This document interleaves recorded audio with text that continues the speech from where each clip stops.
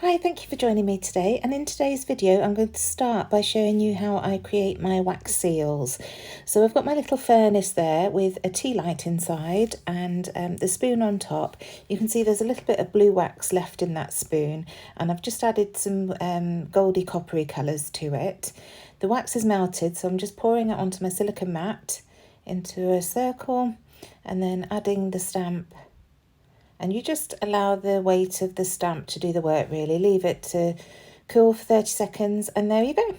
That's it. So I'm just going to, while I've got the furnace and everything out, I'm just going to create another one or two just to have on the side for another day. And I'm using a compass. So the photo is from our recent family holiday to Herm, beautiful Channel Island of Herm. It's a tiny little island, and this photo was snapped by Amelia on our penultimate day of the tide out the beach in front of our hotel. So I just wanted to document that. So I pulled out my Where To Next from Vicky Boutin, and I found that beautiful big chipboard title which I wanted to use. So I wanted to keep this fairly basic behind the photo, and I decided to use my brayer to add some inking behind the photo. So I've just pulled out the antique linen ink there, and I've rolled the brayer twice across the page. You'll see I started in the middle and rolled outwards because obviously as the ink comes off the brayer it fades out. So I wanted the darkest bit to be in the middle of the photo and then the lighter bits going out. So now I'm grabbing my Tim Holtz stitching stamps. These are from Stampers Anonymous, and I'm just using my black archival ink to add some ink onto that, and then I'm going to stamp it so it peeks out either side of the photo. So first of all adding it across the bottom, and then I'm going to turn it upside down, so invert it and add the same stitching across the top. Once they're done, I feel like it's still a little bit empty in the middle, so I am going to come in with a different Distress Oxide ink just to add a little bit more across the middle. But first of all, like I say, just adding it across both of those strips, and you'll see I keep bringing the photo in just to see how everything looks, to see if anything more needs to be added. And it's at this point I really don't like twos, I much prefer odd numbers. I think it just works much better. So I've brought in Fossilized Amber, and I'm going to run that across the page as well, and I'm just stepping this in slightly from the other stitched lines and across to the right slightly on that side, just so that it's not all symmetrical. I prefer things to be slightly off centre. So I've chosen to work with blues and yellows because it's the blue sky and then the yellow beach, even though it doesn't look very yellow in this picture.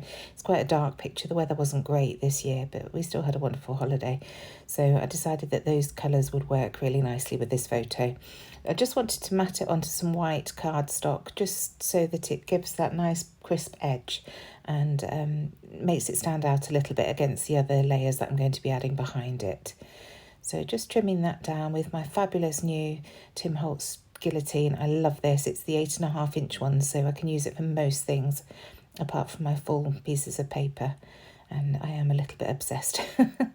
So I've pulled out some of the papers from the 6x8 paper pad. This is a map paper, and that's going to work really nicely as a layer. And I'm just going to offset the photo against that layer, and then I've also brought in this polka dot one.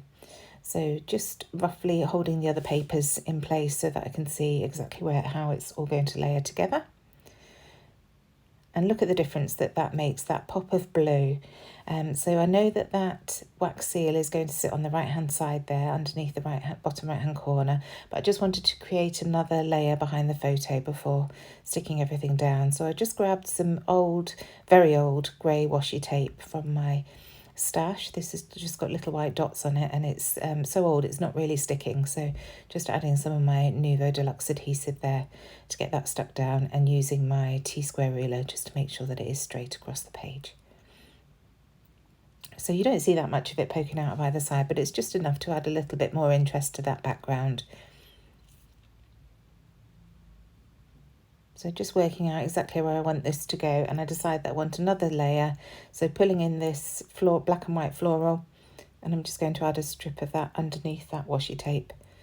I was just having a play around to decide where I wanted it to go, but I decided that it does go a bit lower there. And I'll roll up the edges slightly, the bottom torn edge, and then get that stuck down. I'm still playing with the layers of the paper. I don't know why I haven't just stuck those down, but I think I was just focusing on the background to start with. So as I say, just rolling up that torn edge and then getting that stuck down onto the background. And I am going to distress the edges of these papers, but I do it off camera.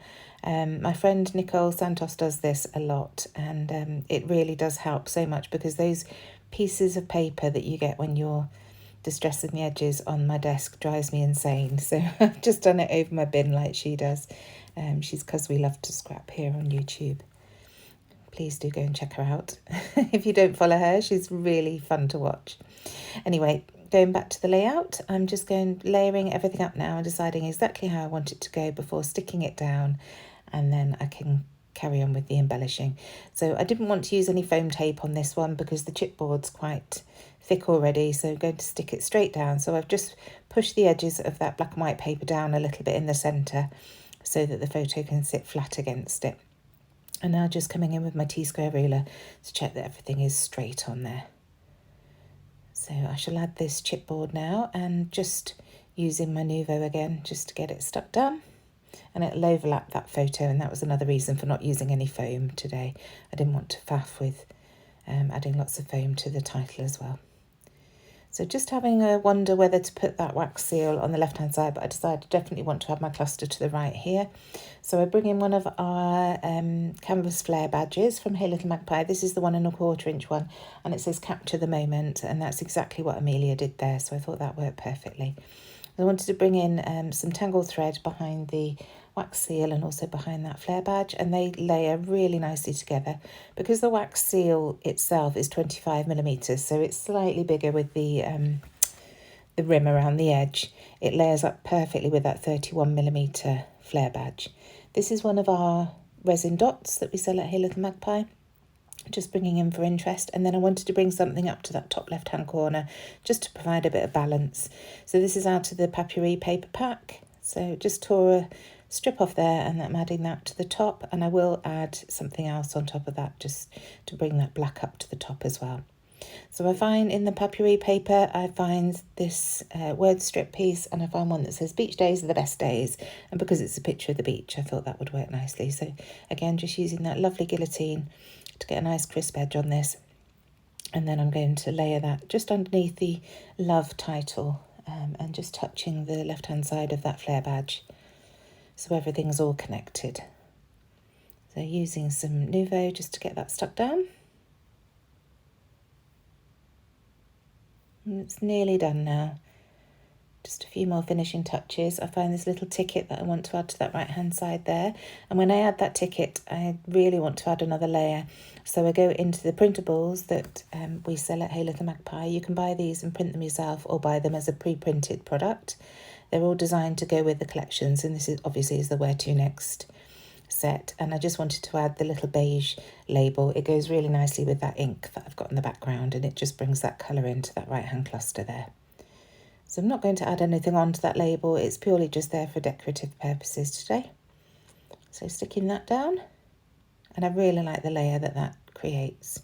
So now coming in with the chipboard pieces, and I find this lovely black and gold bulldog clip, and that's perfect to bring that black up to the top layer.